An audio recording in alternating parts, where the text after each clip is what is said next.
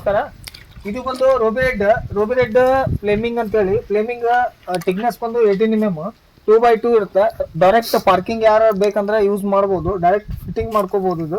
But ಇದು ನೀವು ಲಕ್ಷಪತ್ರ ಆಗೋದಕ್ಕಿಂತ ಇದು natural stone ruby red Ilkal granite ನೋಡ್ಕೋಬಹುದು. 100% ಒರಿಜಿನಲ್ ಲಕ್ಷಪತ್ರ ಅಂತ ಏನ್ ಕೇಳ್ತಿರಲ್ಲ, ಅವು ಎಲ್ಲ ಕಲರ್ ಕೌಂಟಿಂಗ್ ಬರ್ತಾವೆ. ಇದು ನಮ್ದು ನ್ಯಾಚುರಲ್ ಇರುತ್ತೆ ನೋಡ್ಬೋದು. ಇನ್ಫಾರ್ಮಿಟಿ ಎಲ್ಲ ಒಂದೇ ಥಿಕ್ನೆಸ್ ಇರುತ್ತೆ. ಬಟ್ ಕ್ವಾಂಟಿಟಿ ನಿಮ್ಗೆ ಎಷ್ಟು ಲಕ್ಷ ಸ್ಕ್ವೇರ್ ಫೀಟ್ ಬೇಕಂದ್ರೆ ಸಿಗುತ್ತೆ ನೋಡ್ಬೋದು. ಈಗ ಬನ್ನಿ ತೋರ್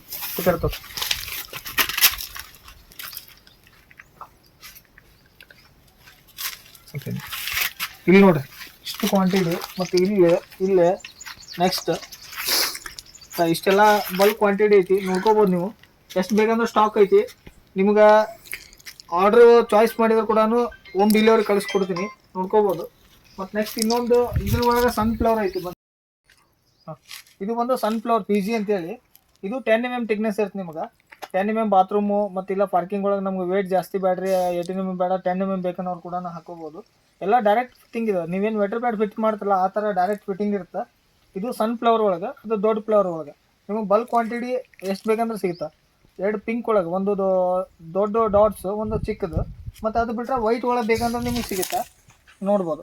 ವೈಟ್ ಒಳಗೆ ನಿಮ್ಗೆ ಏನಾರ ಫ್ಲೇಮಿಂಗ್ ಹಾಕೋಬೇಕಂದ್ರೆ ರಫ್ ಗ್ರ್ಯಾಂಡ್ ಹಾಕ್ಬೇಕನ್ನಂಗಿದ್ರೆ ಪಾರ್ಕಿಂಗು ಬಾತ್ರೂಮು ನಿಮ್ಗೆ ಎಲ್ಲಾರ ವರಂಡಾದ ಒಳಗೆ ಏನೋ ಮಾಡ್ಕೋಬೇಕಂದ್ರೂ ಕೂಡ ಡಿಸೈನ್ಸ್ ಕೂಡ ಬರುತ್ತೆ. ಬಟ್ ನಿಮ್ಗೆ ಎಷ್ಟು ಕ್ವಾಂಟಿಟಿ ಬಲ್ಕ್ ಬೇಕಂದ್ರೂ ಕೂಡ ಸಿಗುತ್ತೆ. ಇದ್ರೊಳಗೆ ಪಾಲಿಸು ಆಮೇಲೆ ರೆಂಡೇಮು ಯಾವುದೋ ಆರ್ಡ್ರ್ ಇದ್ದು ಬಲ್ಕ್ ಆರ್ಡ್ರ್ ಇದ್ರೂ ಕೂಡ ಸಿಗುತ್ತೆ.